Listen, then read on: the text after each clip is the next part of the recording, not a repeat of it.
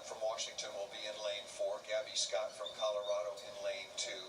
Joe from Washington State. O'Connor from Oregon. Henderson from Colorado. Shante Robinson, the freshman at USC, will be on the outside in lane number 9. Look for no chopping of the strides in between hurdles. That's how you run a clean race here. Things get really difficult as you get set at the second turn. Elite runners will maintain those strides all the way throughout this race. Carolina Polich from Arizona, the senior, will be on the inside in lane number 1. Difficult, grueling, demanding race.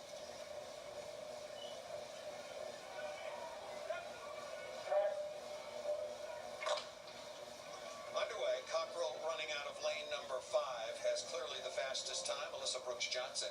The second fastest, the winner of the heptathlon, very impressive indeed, in lane number 3. And Cockrell running very comfortably in the middle of the track, making up the standard. You can tell at this point who's the lead, who crosses the hurdles first.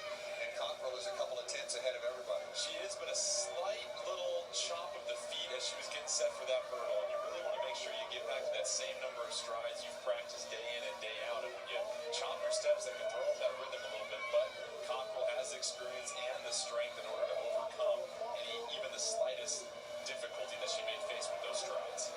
When you misstep, you can pay a big, big price in this particular event, but very, very comfortably.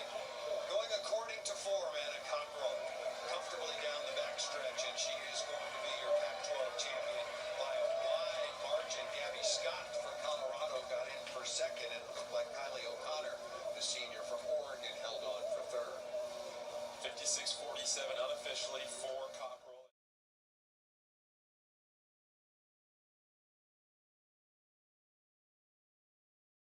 Best out in runner space with Colorado's Gabby Scott. Huge finish coming off those last few hurdles in the women's 400 hurdles, 58-27. How happy were you with the second half of the race and the way you closed? I just saw that I was in a solid second place coming for the last 100 meters, and I just knew just keep pushing. Crossing that line, I couldn't help but throw my hands in the air. It's a big PR weekend, both prelims and finals, so I couldn't ask for a better outcome. You might end up playing a big spoiler in this whole SC Oregon thing, but having someone like Anna in the race. I mean, obviously, I know you're focused on your lane, your barriers, your race, but knowing that someone is gonna push it to that level, then obviously that's going to demand, the best we've ever seen out of you. How good is that to have right now? Because obviously you're going to have the benefit of having that scenario again in Sacramento and hopefully at Hayward. Absolutely. I mean, a lot of our meets, my teammate and I come in 1-2 seed, and so finally have that competition like Anna Cockrell. She's a great competitor. Knowing she's in my heat, it's so easy to be like, let her go, do what she does, but focus on me. But no, to still come after her because there's going to be a lot of races like that, like regionals and nationals, and really that's the big goal is to go against great people like her. Absolutely. Gabby, the way I look at this event nationally this year is if Sydney chooses to continue all the way through, she's going to do her thing. Anna's going to do her thing. And then I see that there's 7 other lanes that are as up for grabs as they've ever been. What kind of belief do you have now? What kind of confidence do you have now after that today?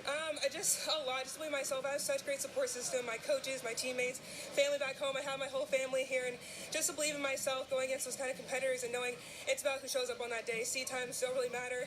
I came in as the 7th seed, now finished second, and it's just believing in yourself over anything else. Absolutely. And the last thing, in terms of your steps, in terms of getting that trail leg down, I mean, 58-27 tells me how far you've come, but how far do you feel like you've come just in the intricacies, and technicalities of this event that have allowed you to be here and hopefully looking at 57 in a couple of weeks? It's definitely been a big change because I actually didn't do hurdles in high school, so I just started in college. And my first 2 years I'd go in the blocks not knowing if I'd run a 62 or 59, so it's really been getting that technique down. That's all me and my coach worked on this whole year, and just having confidence in my steps, but really just knowing how to adjust in a race has been the biggest challenge for me, and to see that it's come together today is the biggest blessing I could possibly ask for. Absolutely. Huge adjustment at the right time to be able to to find that next gear again. Gabby Scott, 58-2. Do not be surprised. Just like I said, Maddie Borman was going to be in the steeple final last year. Do not be surprised that Gabby's going to be in the hurdle final when it all comes together in June. For Best Out in Runner Space, Gabby, thanks so much. Thank you so much. Go Buffs.